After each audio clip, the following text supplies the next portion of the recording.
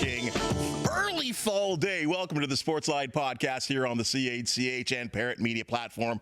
I'm Bubba O'Neill. If you know, you know. The Spotlight, the best in sports from Southern Ontario, and in particular, the Golden Horseshoe. On this edition, we're talking hockey, and in particular, the Professional Women's Hockey League and a player who's earned the right to be called one of the best in the game. Miller drives the net. Steckline patient with the pass. Intercepted. Renata Fast putting on the speed. It's Renata Fast and a chance to win the game. She scores!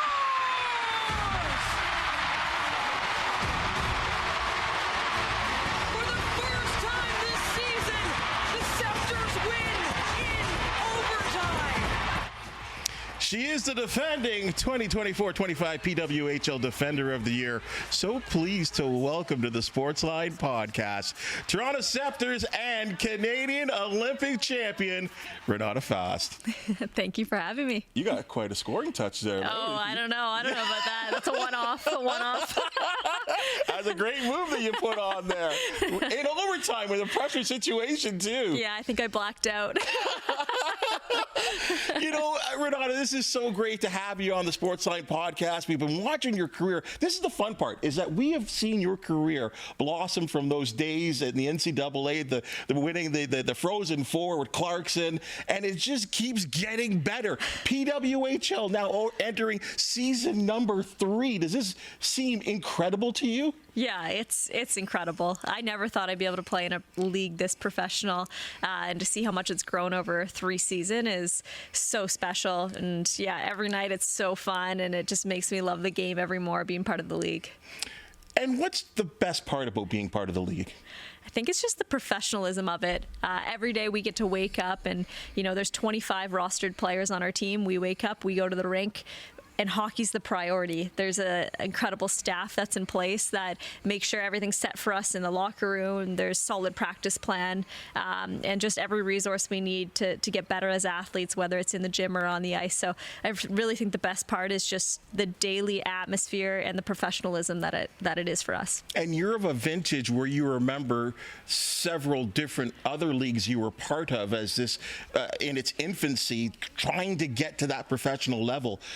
Your appreciation for where you are in this sport right now must be even higher. Yeah, definitely. And I'm so grateful to have lived in some times where the league wasn't strong, and to be part of the group that had to fight for this league and to see it be built.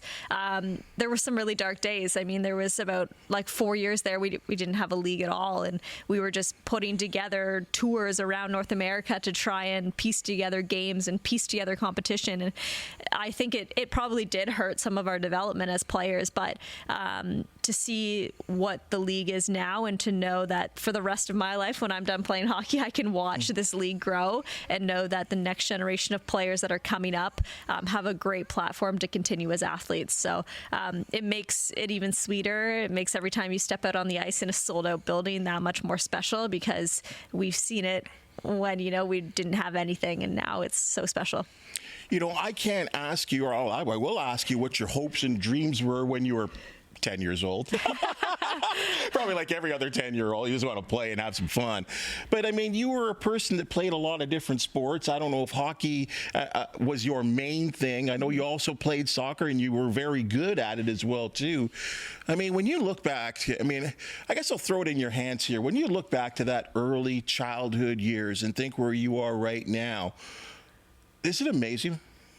Yeah, I think someone asked me this the other day. They were like, looking back even when you were 16 years old, and what would the 16-year-old inside of you if they saw you today? And I was just like, it almost put me in tears. I was like, oh my God, they'd be shocked. When I was young, I loved sport. I loved competing, and I played many sports, and I just wanted to get to the Olympics. It didn't matter what sport it was in. I just loved and I obsessed over the Olympics. And so to have achieved that was so special, but I never thought I'd be able to play a sport as a full-time career. And I think that's what's been the most special part of the entire thing. And a 16-year-old me looking now would just be amazed at how far I've come as a person and an athlete, but also how far our sport has come. And that's an amazing thing that you just said there, and the fact that how far it has come. When you think about your days, I mean, you have Stony Creek Sabres and the Burlington Barracudas, and I know that I've seen you talking to the kids that are in these programs right now, when really it all wasn't all that long ago. You were that kid. It was a while ago. Come on. I'm getting up there. Come on. Like, that's got to just blow you away. Like the fact that, and again, you talk about what the sport was like, and you know, the coaching and how it's now developed, and to see how far it's come, that girls that like were yourself at that point are right there now. Yeah, it's pretty cool because like when I was growing up, I had like Cheryl Pounder and Becky Keller to look up to, two Olympians that were active in the Burlington area, and it was great to interact with them. But at the time, they were at the tail end of their career, and I didn't get to see them on TV all that often. It was just at the Olympics that I'd watch them. So now I think what's really neat is that these young players get to watch us on a daily basis. They get to watch us every night. They can turn on the TV and there's likely a PWHL game on, and it's evident that these young players, they are watching the women's game. So when you see them around the rinks, the level of excitement is even higher, and they know way more about you, and you can just see how much more they're inspired. Not to say that they weren't inspired when we were just Olympians and we were just playing for the national team. I just don't think they had the exposure to see it as often, so they couldn't put two and two together when they were that young. But now it's like, okay, I watched you on TV last week and now I see you in person, and they can connect it a little bit better. So it's really, really neat. Emma Maltese and I's summer camp has just like taken off from that. Like the excitement from the girls is so cool. And when you ask them now what they want to do, it's play in the PWHL, which before that was never a thing. You know, a lot of them would have said, I want to play in the NHL. I want to be the first girl to play in the NHL. And that's not even said anymore. It's the PWHL. Everything's possible now. Yeah. I mean, you guys have opened the door to several amazing things to happen. You know, I look at your game and I talk to a lot of people there, Renata, and they tell me that you are playing the best hockey of your professional career. And I remember the last time you were here on the Sportsline podcast, you kind of said what you said, I'm old, I don't know how much I got left. Well, when I look at these numbers here and I see you winning awards, like, are you proud of what you're putting together in terms of your career? And are you getting better as you get a little bit into your 30s now? Yeah, I mean, if I look at that stat line, I don't love the penalty minutes, but we'll work with those. You're a bit of a ruffian sometimes. Yeah. I got to balance it a bit better. But no, I definitely feel like I'm playing my best hockey right now. But the best thing about it is that I don't think I'm at my top. I don't think I'm at the peak yet. I still feel like I have so much more to give. There's still so much I can work on. And that's what excites me. That's why I want to go to the rink every day and get out there and practice, because I just know I have way more to give. And a large part that is because of the coaching staff that I get to work with. They believe in me and they push me every single day. They challenge me, and I just love to be challenged. And I think a goal of mine is just to see how far I can push my game, and a fun part of the last couple of years is seeing how I can expand my game offensively, and I've been rewarded for it in the last year, but I'm still hungry for more. And you've always had that little touch of offense in your game. Like you're not afraid to get up ice. I mean, we obviously saw the breakaway goal. That's a 3-on-3 situation, a little different though. But you've got a good shot coming off the opposite side, and you haven't been afraid to kind of flex your offensive muscles. Yeah, I'd say for a while there, when I emerged on the national team, I emerged mainly because I could play a solid defensive shutdown game, and like I owned that game. I think that's what is the foundation of who I am as a player, is responsible, reliable, hard to play against defender, and it allowed me to go to 2 Olympics and play significant roles where I'm shutting down the Americans' top line. But it was really my coach Troy Ryan, who's my coach for the Sceptres and for Team Canada, and probably 2-3 years ago he challenged me to see how I can push my offensive game. And at the time I was kind of like, okay, he's giving me the green light to try things.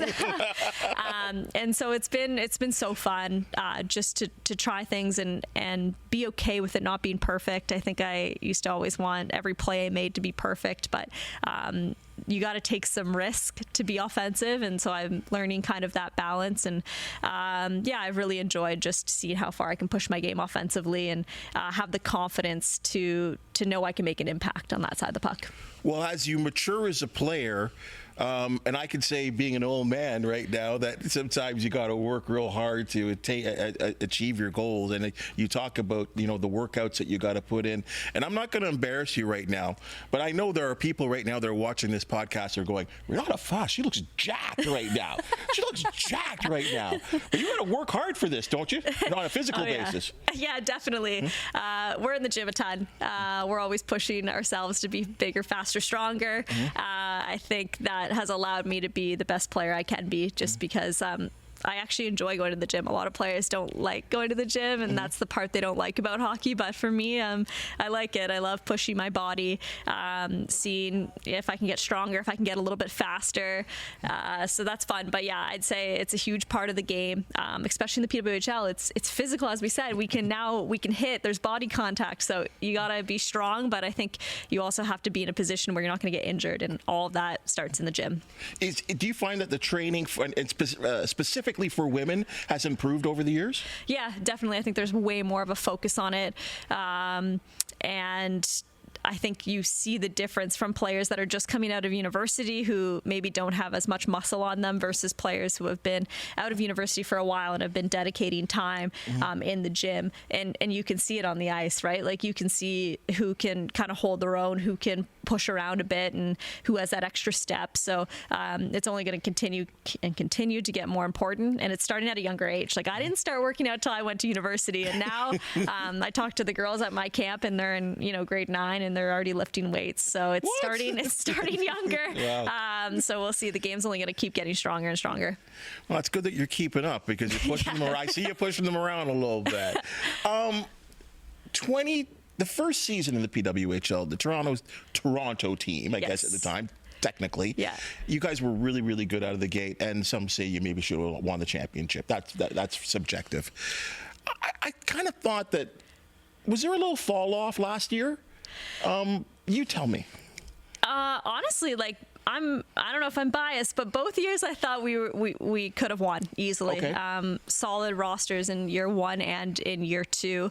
I think in both years we had a little bit of challenging times during the season, but then we found kind of our step again.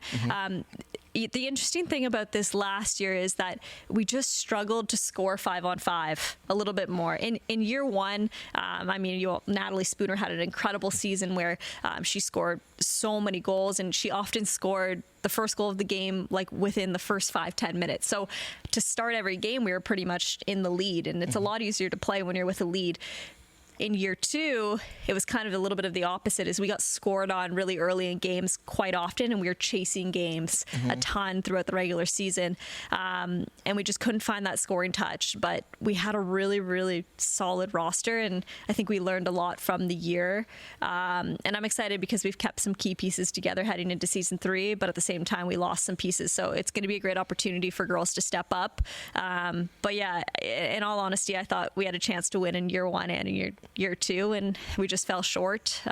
So year 3 is the charm. Well, I'm glad you brought up the fact of losing pieces, and I think this is a real interesting time in the PWHL, because you're looking at new teams in Seattle and Vancouver, but with that comes an expansion draft. Now, I'm just going to get real opinionated here, and I'll just mirror it to the NHL.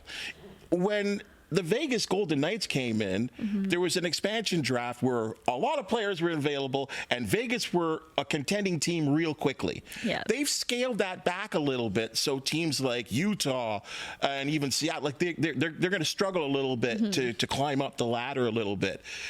I've heard some opinions of some people that believe that it's been a little too open for Seattle and Vancouver, because you've lost some big-time talent and even some good-time friends in the locker room. Yeah. That's going to be a challenge, is it not, for you guys? Oh, for sure. Yeah, I think the expansion rules were definitely in favor of Seattle and Vancouver, and we knew off the hop, we were told when those expansion teams were coming in that the league and the head people at the league wanted them to be competitive from day one, and I agree, it is great to have competitive expansion teams. It's a great way to build a fan base, but it did hurt the original 6 teams quite a bit. I think in Toronto we did okay. We obviously losing, Sarah Nurse, Julia Gosling, Megan Carter, Izzy Daniel, like some big pieces from our team in that expansion process is difficult, and we're not going to be able to fill the gap of those players, but I think we managed it well with who we brought in. I don't know if every team can say that. I think some teams lost more than others. But yeah, it's going to be really interesting because it's not easy to start a franchise. We saw it with 2 years ago when we started the Toronto franchise. It's difficult. So Vancouver and Seattle, they have a lot of challenges ahead of them, but there's no doubt they have a strong roster in place. So hopefully that should help them. And on our end in Toronto, we got to find ways to kind of fill the voids of big names like Sarah Nurse, and hopefully we can do that quickly. But yeah, definitely disappointing to see those players go. It's interesting you bring up Sarah because she's someone local as well too, and you talk about the business side of it and the team side of it. But was it difficult emotionally a little bit? Yeah, of course.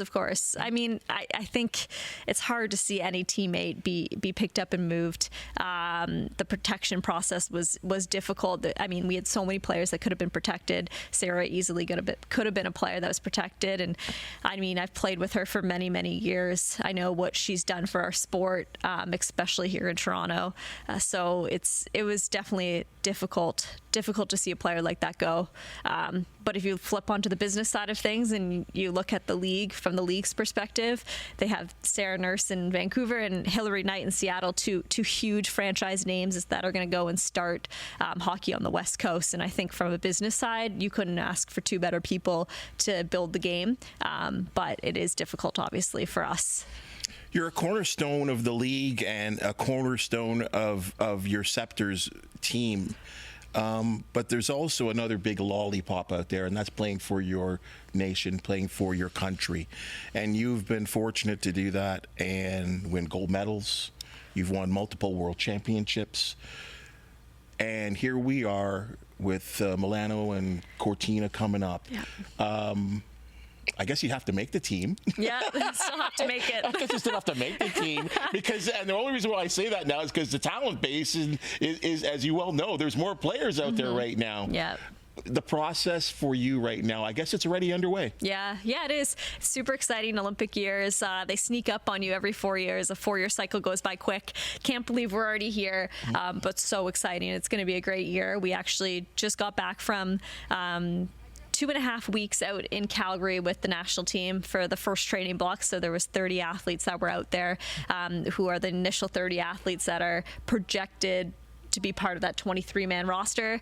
So it was a great 3 weeks, just getting to know each other. Obviously, the first 4 days was that Olympic orientation where the NHL players were out there. Our Paralympic team was out there, and we were out there. So Hockey Canada did a great job kind of making us feel like we were one big team, and we did a lot of activities together to kick off the Olympic year. But yeah, it got intense pretty quick once we got on the ice. I mean, it's still obviously early in the off season for us, but at the end of the day, you're trying out for an Olympic team. So it was great to be back, and there's nothing better than practicing with the best 30 players in our country. So we had a ton of fun, but I think the reality sets in that it's an Olympic year and you got to be ready to go right from day one. Is it really true that once you put on that jersey that there's nothing like it? Yeah, no, there's nothing like it. No better atmosphere to go out into when you're wearing a Canadian jersey, whether you're at home or whether you're on the road. I think we have Canadian fans that show up wherever we play, and just knowing that you're playing for something so much bigger than yourself. You're playing alongside a team that is passionate about their country, and it's our sport here in Canada. So yeah, no better feeling. It blows me away. The rivalry series, right? I mean, you could be critical and say they play each other all the time, but each game seems to get more intense over the years. Like, how is it?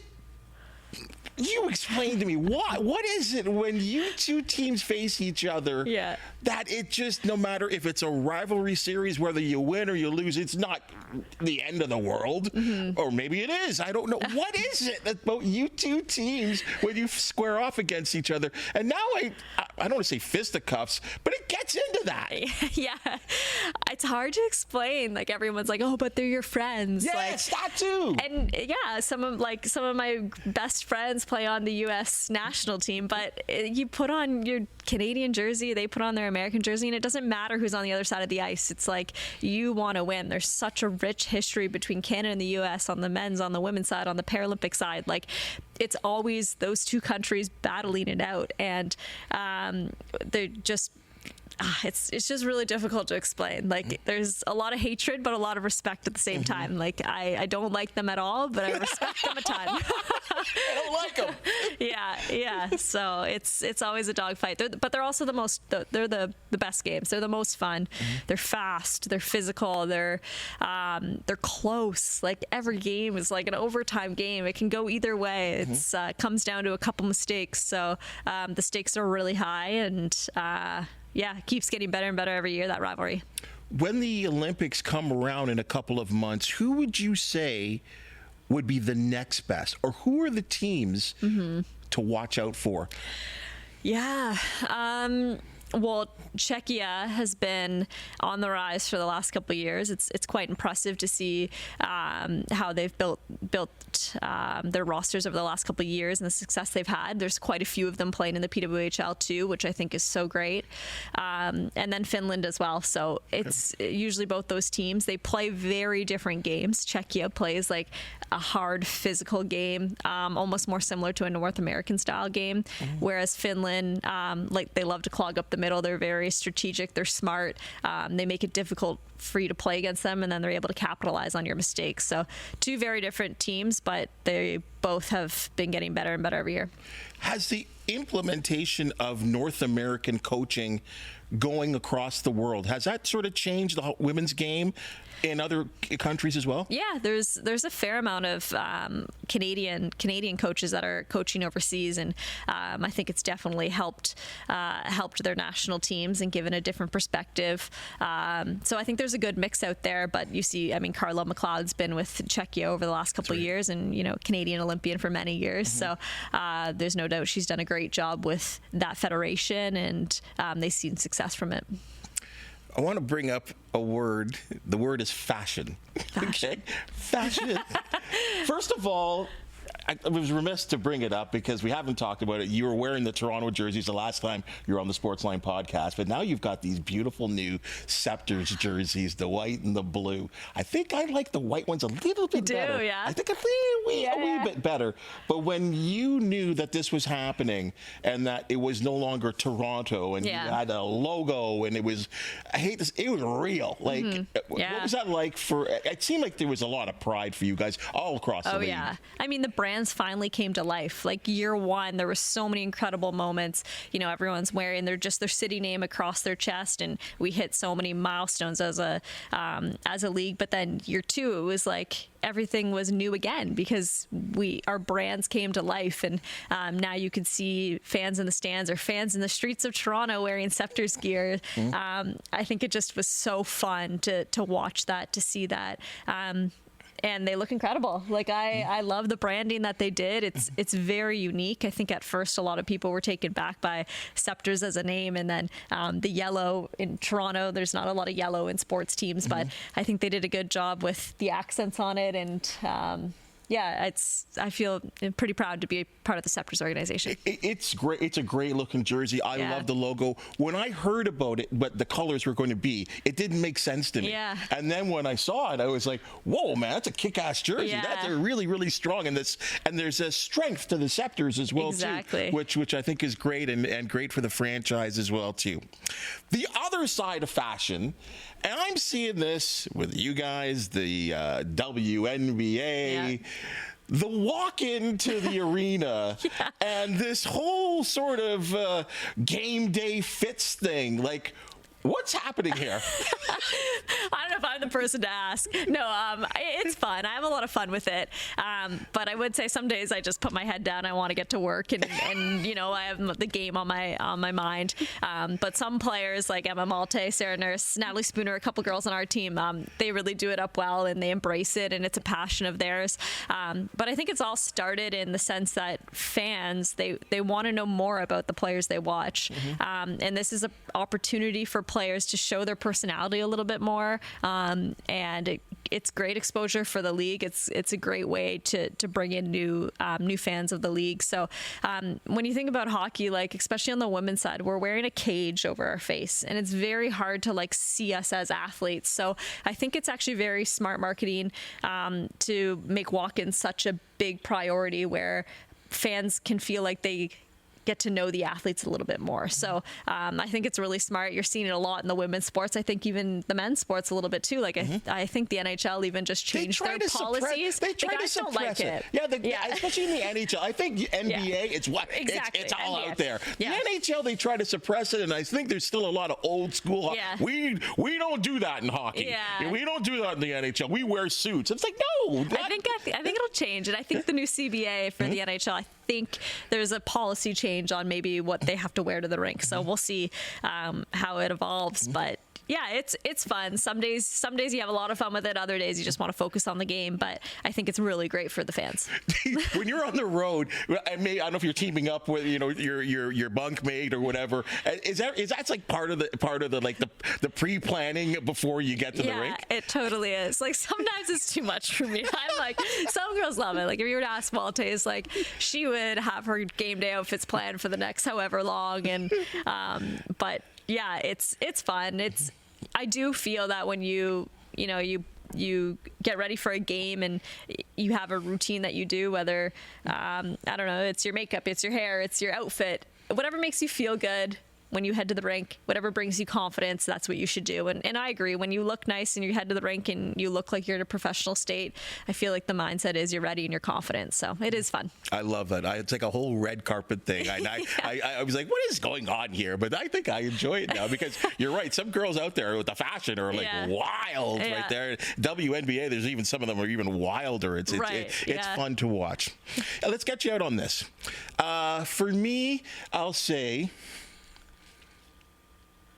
Gretzky, Lemieux, oh boy, okay, it's big forwards, names. Bobby Orr, change of game, defense, and Dominik Hasek in net, because I think he's the best goaltender I've ever seen in my life. Okay. Yep.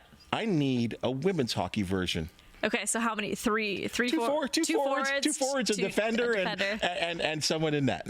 Okay, all time. Well, Marie-Philippe Poulin, obviously, on forward. I'd go Brianna Decker, just inducted into the Hockey Hall of Fame. She, incredible player. One of the hardest players I had to play against on Team USA. On defense, I'm going to go young. I'm going to go Caroline Harvey right now. I think she's... She Boston? No, she's still in college. University of Wisconsin. Okay. Solid player. And then in net, I'll go Anne-Renee Desbiens. So a little mix of Canada and U.S. there, but that's a pretty solid roster. I hope this doesn't get out to some of your Canadian teammates. Spread the love. Isn't it great, though, that when you think about that right now you're thinking of like your generation. There's a generation that, like Emma, there's a generation even before you as well, too, that there's multiple generations now to consider who to put on that list. Yeah, it's pretty cool. There's so many people that could be on that list, really. I'll tell you, congratulations, because from where you are, from the first time you came here to the Sportsline podcast, and the confidence that's coming out of you and about your game, this league, it's so exciting. I've said it to you before, and I'll say it again. I believe in women's sports. I think it's as I said, I guess it was like a year and a half ago when we talked. If I had $1 million, I'd put it down on women's sports, because I think it's about, I don't even think it's reached its peak right now. Not even close. And the interest for men in women's sports, I think people's eyes are certainly open. You guys play a great brand of hockey. I'm glad that it's thriving, and I'm looking forward to seeing where it's going next. Yeah. think that's the most exciting part. Is it's not even close to the peak yet, and it's only going to get stronger and stronger. You're already seeing the next wave of players coming up, and they're more skilled. They have harder shots than we do, and they're going to be in better shape. So the game's only going to keep getting stronger and stronger. Keep scoring. Keep knocking some girls on the ice, and win us a gold medal, please. Awesome. We can do all three of those things. Right on. Thanks for joining us, Renata. Thank you so much. All right, folks, that's your Sportsline podcast for the day. And if you've just seen and heard, we love talking the sports local. If you do know of an athlete, team, or event to promote the Sportsline podcast, you want to hear from you, please hit that thumbs up, like, and subscribe button. And if you have something to say, we always appreciate your comments. We're the outstanding people that make the Sportsline podcast possible. Thank you so very much. And we will see you soon.